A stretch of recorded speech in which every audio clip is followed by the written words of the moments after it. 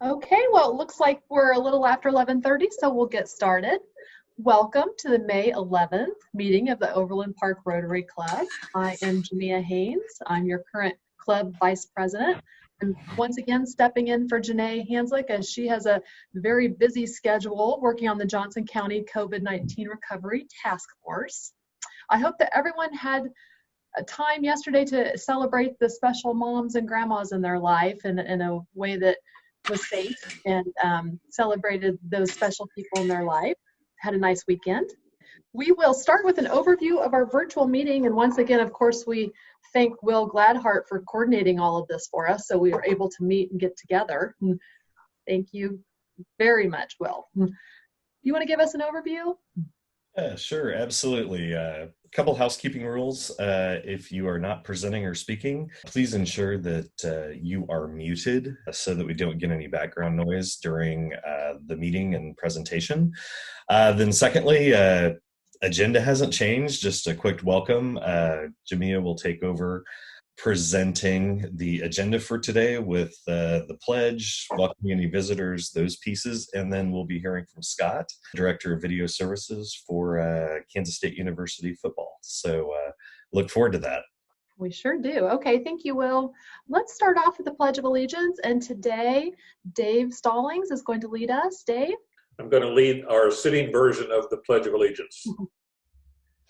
I pledge allegiance to the flag of the United States of America and to the republic for which it stands, one nation, under God, indivisible, liberty and justice for all. Thank you, Dave. We'll move on to visitors. I'm not aware of any today. Does anyone have any visitors they'd like to announce? Okay. We'll move on to club or committee updates. Is there a foundation update today? If Tim is with us. Let's see him. There's nothing from membership.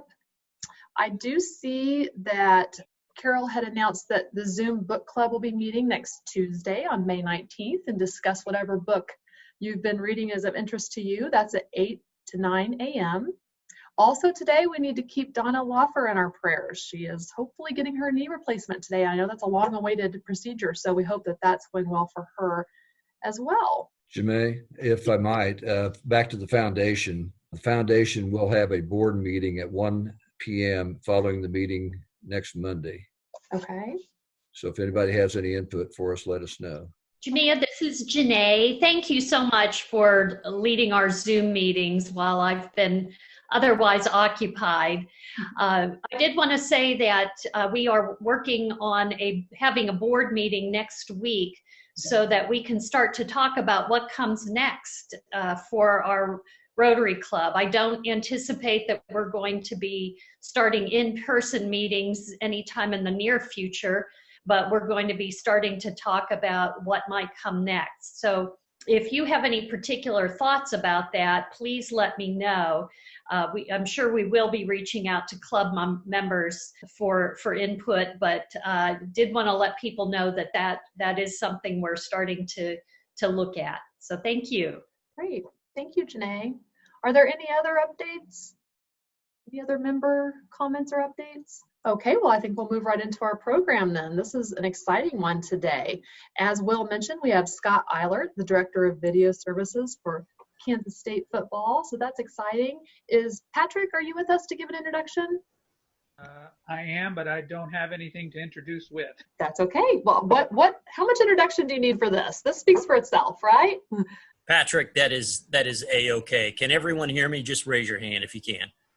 Okay, super, cool. Then my machine's working, at least the audio's working today. So super cool. Well, so Patrick and all those that are on this meeting this afternoon, again, my name is Scott Eilert. I'm the video director for Kansas State football, and I manage kind of the coaching aspect of K-State football in the world of video. I was a student assistant back in 1989. Actually, I'm a K-State alum, by the way. Went to Kansas State in 1987 and joined the program in 1989 as a student assistant and worked throughout my college career I was earning $5 an hour, which was about twice as much as what I would earn over at the Kappa Delta House making pancakes on Sunday morning. So had to take the gig. I'm a radio and television communications grad, so that was up my alley when someone said, hey, this guy named Bill Snyder needs some assistance with shooting some video for practice. Are you interested? And when they said $5, I said, you bet. $5 doesn't get you a cup of coffee today. But anyway, so I've been part of the program since 1989. I graduated in 91, went home, back to Overland Park. I'm an Overland Park native. Went back to Overland Park and had the opportunity to work for the Kansas City Chiefs for a season, which was quite a thrill.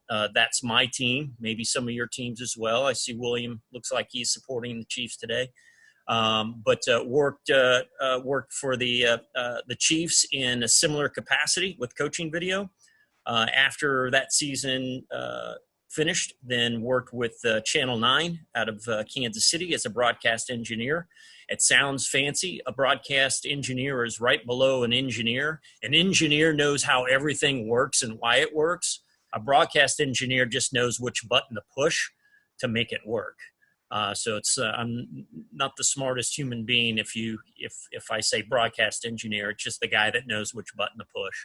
Let's see. So I've been the director. I've been back here since 1992 and have seen 4, maybe 3 head coaches. Bill, Ron, Bill, Chris. So 4 transitions. I've made the cut 3 times. But some other things of note is that I'm a founding member of the Collegiate Sports Video Association, which is an association that oversees all of the directors at the other institutions that serve in the same capacity that I, whether it be football or basketball, Kansas State, KU, UCLA, Texas. There are a lot of us around. Also a board member of Big Lakes Developmental Center here in Manhattan that provides services to the physically and mentally challenged in the surrounding counties here. So, hey, but what do I do, right? Let me see if I can share the screen properly. Hit share, and then you can tell me whether or not you see my computer screen that has some football stuff in the upper right-hand corner. Just someone blurred out, you bet. Got it. You bet. Okay. Got it. Super cool. Super cool. So I'm going to hit play on this video as I just kind of described to you what we do. So on a daily basis, and by the way, I have support from a full-time assistant and about 10 student assistants that help us out every day. And every day when football is in session, we go out to the practice field and we videotape practices. It's about a 2-hour-long practice with 10 cameras out on the field, and we document just about anything and everything that happens on the football field. And we videotape that, and then we bring it back into the office on our video network, and then we share that content out to all of our coaches. So as practice is happening, 10-minute increments of practices occurs, then we bring the content that we shot and we bring it into the office and start editing those materials so that when our coaches and our players get off the field, then they have the opportunity to come into the office and immediately start watching what they did and how they did at practice. And these are just a few examples of some of the things that we do. I tell my guys, we don't win awards for shooting practice. No one's going to go, oh my goodness, that was the best looking quarterback drill that I have ever seen. But you will get noticed if you don't shoot it properly. Here's an example of some of the content that we shoot on game day. On game day, our office has the responsibility of shooting the game in a certain fashion, which includes videotaping the scoreboard that has all the relevant information, down distance, field position, and whatnot. And then we have the responsibility of videotaping the game. Let me see if I can do this spotlight. So videotaping the game. There we go. So our responsibility is a situation where we want to get all 22 players in the shot, and then make sure that we are rolling way before the shot happens, so that after the play is over and after the game is over, our coaches can sit down and evaluate and see why something worked or why something didn't work. And this is the tight line end zone version of that same play. And so the tool that I'm using to show this to you are the same tools that our coaches will use in the office with their players. They have the opportunity to hit play and fast forward and rewind. And we could even, as a coach, you could even pause this image and do a still shot of this image, circle some players, draw some stuff on the screen, and then email it to a player or to a coach to help better provide some good communication on what we did right and what we did wrong. So after a game, then we will edit all of this material into an offensive tape, a defensive tape, and a special teams tape. And what then makes this really more powerful is that at the conclusion of the game, I'll make this just a tad bit bigger. This is an example of the data that is associated with each play. So while the coaches and players have the opportunity to watch a play, they also have the opportunity to actually run some simple queries. I think this is from the 2017 season. And this is these are all 816 plays that were run by our offense. And very quickly, we can sort across these data points and create cut-ups or create specific situations for our coaches to play. So we can also run some stats. So if I choose this category, which is a grouping that notes how many tight ends or wide receivers are on the field, and then I select the run or pass, I could actually figure out real quickly that when we were in a 3-by-1, when 3 wide receivers were on the field and 1 tight end, I know that we ran the ball 50% of the time. Well, that's probably not a great tendency. But in a 2-by-1, when there's 2 wide receivers and 1 tight end, then we had a strong run tendency. And what's super cool about the stats here is that you could actually go from the 816 plays here that we have, and you want to see those run plays, I just double click and instantly have now those plays that represent that statistical data. And while that's rather simple as it relates to kind of watching a game and evaluating the data, it is a situation where we have data points on just about anything and everything that you can imagine.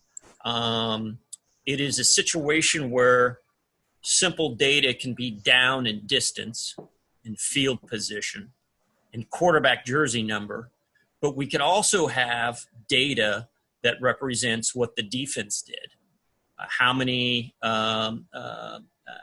down linemen there were, what was the coverage, all the different information that you can think of in a course of a game. We have that data available to us. And so we've got the video, and now we've got the data, and we mash them together. And now, just like that, we can do a query. So out of those 816 plays, if a coach came down the hall and said, Scott, I need to know what happens in 1st and 10 when K-State's defense is inside the 20-yard line, faced with a pro formation with 3 wide receivers. The tight end is offset. We show a 4-3.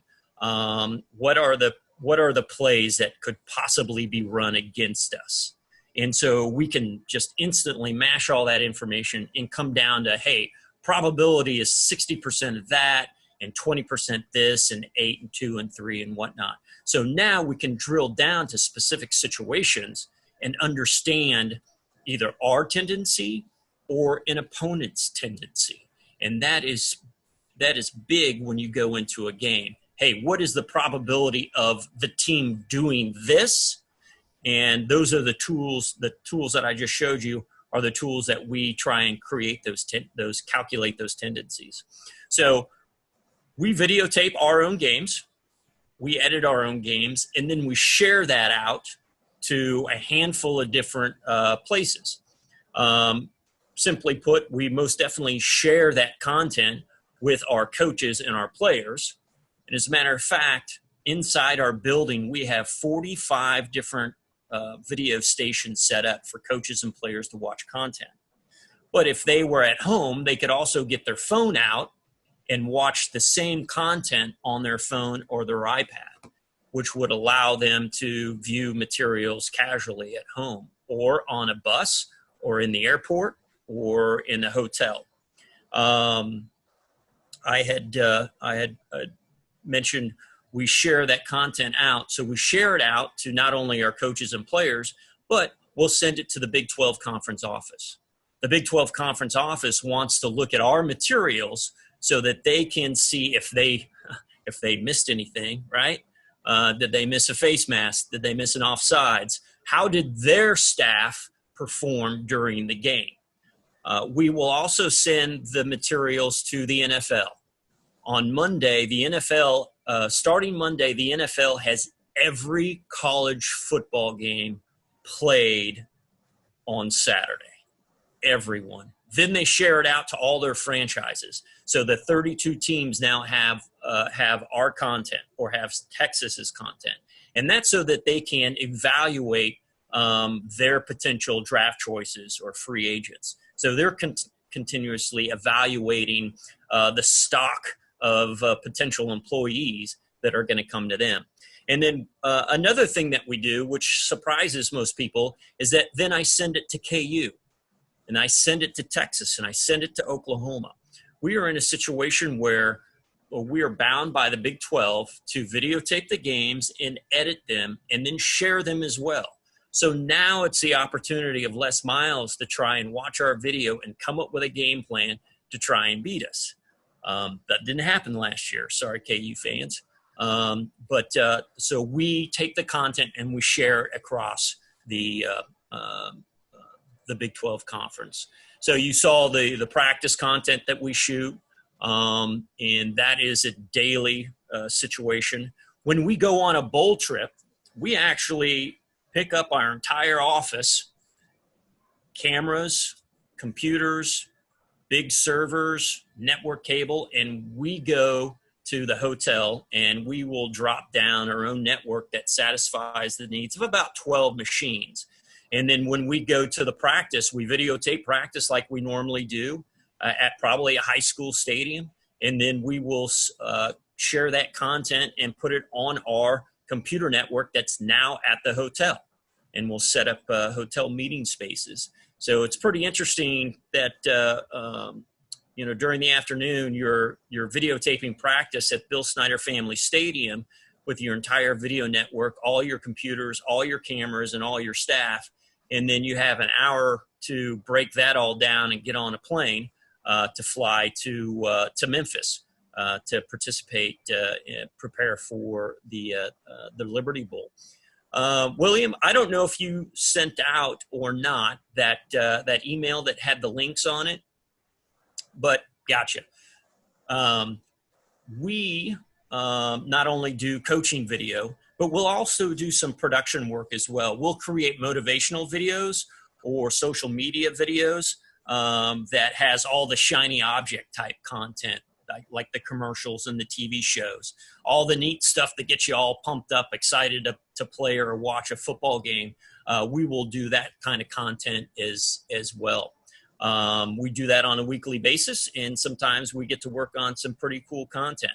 It was a couple of years ago, got a phone call that said, I'm going to have a dinner with Eric Stonestreet at one of the Manhattan, Kansas eateries. And thought that was pretty cool. Couldn't wait to sit down with Eric and chat with him again. Sat down and we chatted, and I finally figured out why I was getting the phone call to have dinner with Eric. We put together a 10 series piece that Eric Stone Street created in the vein of Modern Family that celebrated Kansas State football and celebrated Bill Snyder. And it was quite a neat piece. Kansas State football and this position has really been kind to myself and the Eilert family. I'd mentioned bowl games.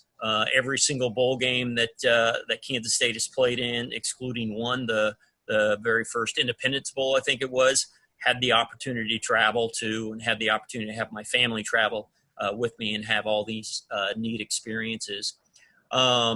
If you have any questions or comments, be more than happy to take those comments. Let me see if I can show you.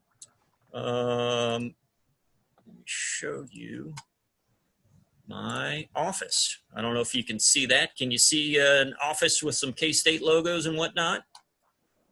Just someone yell. Okay, great. Yeah.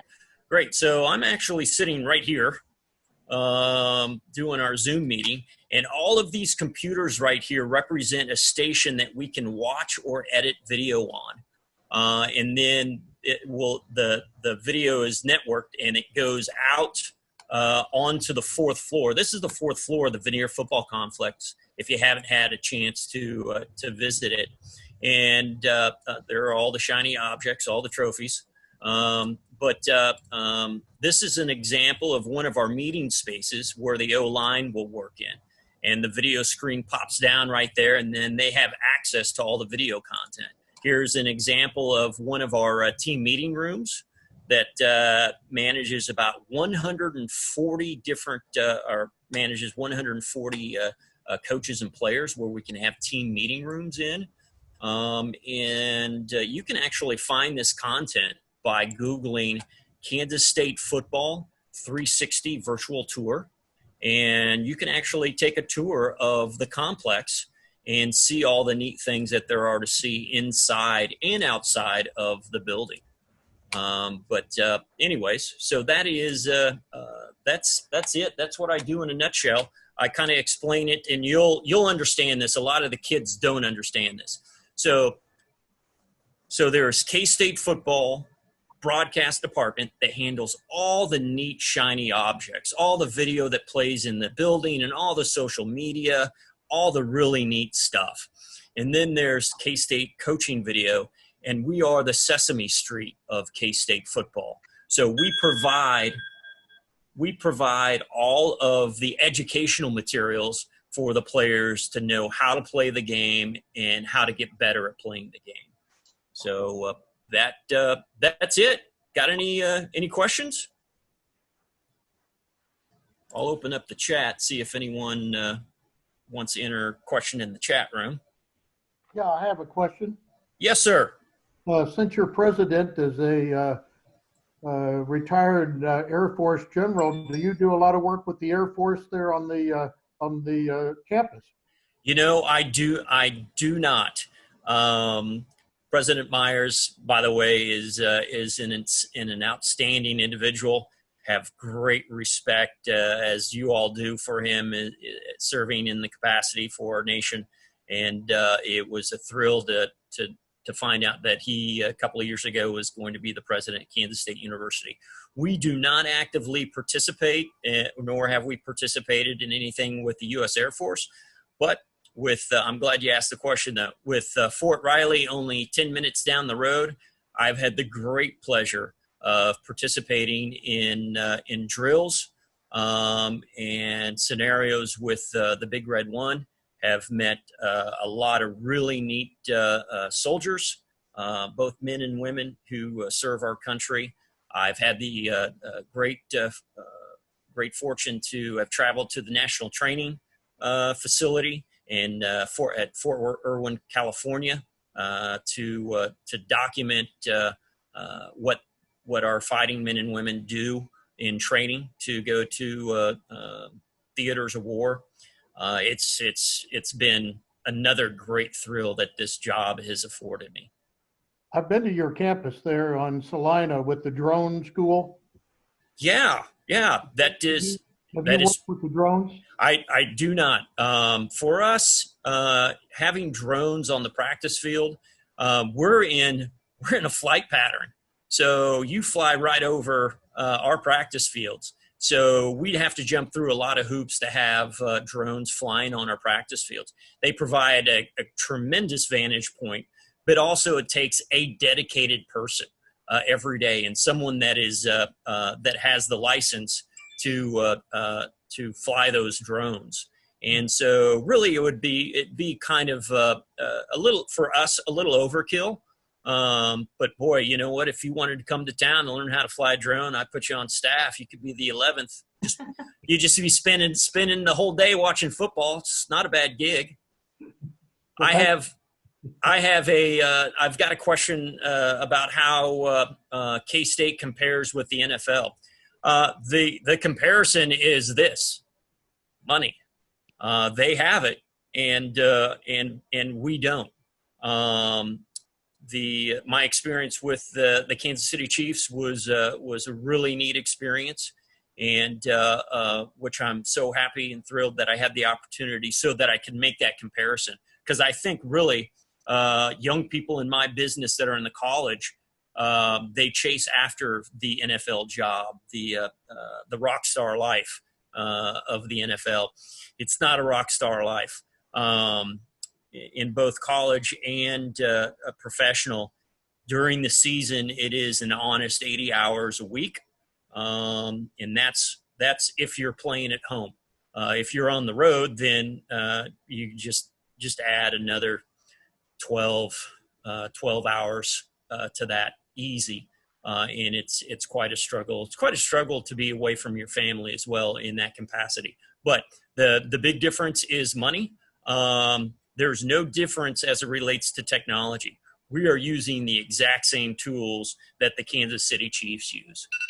Their tools may be just a tad bit more expensive. We have more staff than they do.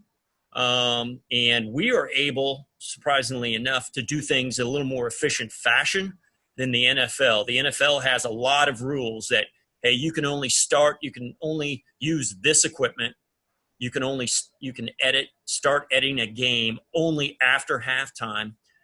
After the first quarter is over with our games, we start editing. So at the end of a game, we're about 15 minutes and then we're done. We're done. We push the buttons to send to all the places that it needs to go to. We look out the window to see if traffic is still backed up. If it's not backed up, then we go home.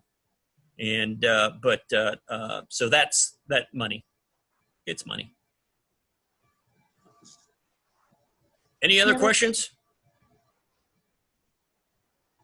So, Scott, what you noted that you pack up all your equipment, transport it, and then reset it up at either an away site or those pieces. So, what are your either logistical or technical challenges with packing up all the stuff we saw in your office and making that happen and making it happen seamlessly?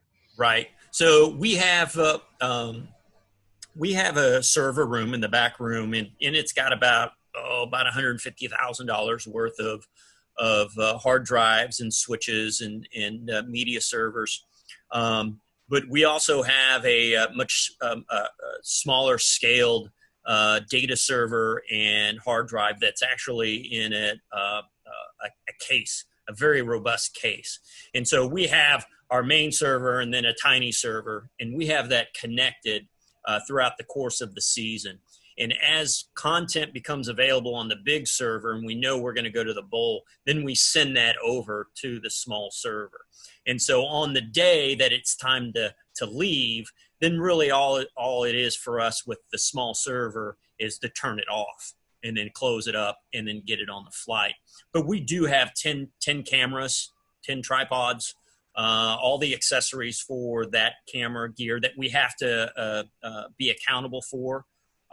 We also have, we know before we go to the hotel, what the situation is as it relates to the network. Can we plug into the hotel's network, or are we just better served bringing our own cabling? And so we'll do the floor plan. We'll cut cables, we'll terminate them, we'll test them, we'll have switches, we'll get, we had about 27 cases of equipment. And so we'll just add them to the case. And then when we get to the hotel, our staff knows, hey, we got to give Scott at least an hour to set up some computers, and then give him about another 6 hours to set up all of the meeting spaces. So yeah, when you get to a hotel in Memphis and if you forgot something and Best Buy doesn't have it, then hey, you didn't do your job very well. Let's see.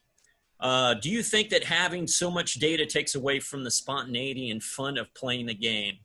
Well, winning is fun, and having data and being able to determine what a team can or can't do in certain situations is vital. Let's see. I read a story on Terrence Newman, who played 14, 15, 16 years in the league. He was a first-round draft choice back in 2001 or 2002 draft. So Terrence Newman was an incredible athlete, and he relied on his smarts and his athleticism for quite some time. In the article, he read, hey, there was a point in time where I knew that I couldn't compete at the highest level physically, but I knew that I could compete at a higher level than anyone on the field as it related to knowledge of what can and what can't happen. So if you have all of these scenarios that can take place on a football field when an offense shows you a formation, right? And you can narrow it down to 3 situations, and then you're covering one person who can do 5 different things. But now because of the numbers, now there are only 2 things that person can do, right? So Terrence Newman became just as smart as the person he was trying to defend. He knew that in certain situations, these are the options.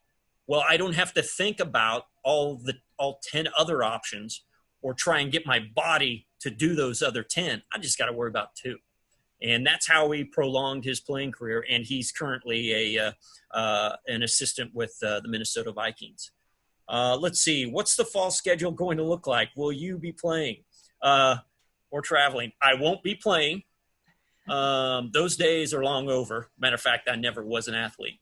But guarantee you this, and I don't have any nuggets of information to share outside of what you've probably already heard. But I guarantee you this, that the Big 12 Conference office, the presidents of the universities and the ADs and our head coaches are all working on a plan to get us playing some type of football for the 2020 season. Now, there are a lot of scenarios floating out there, probably about 10 different scenarios floating out there, but they're going to do it, and they're going to do it in a safe fashion to where we can have football. Is it an entire season? I don't know. Is it just our conference season? Don't know. Do we start later and end sooner and then pick back up after the spring? I don't know, but I guarantee you that we're going to try. We're going to have some football. I need football. I need that football in my life. It's how I pay the bills, but it's also a part of me, and I need to have it. So let's see. How do you compare what you do to the data metrics of Major League Baseball?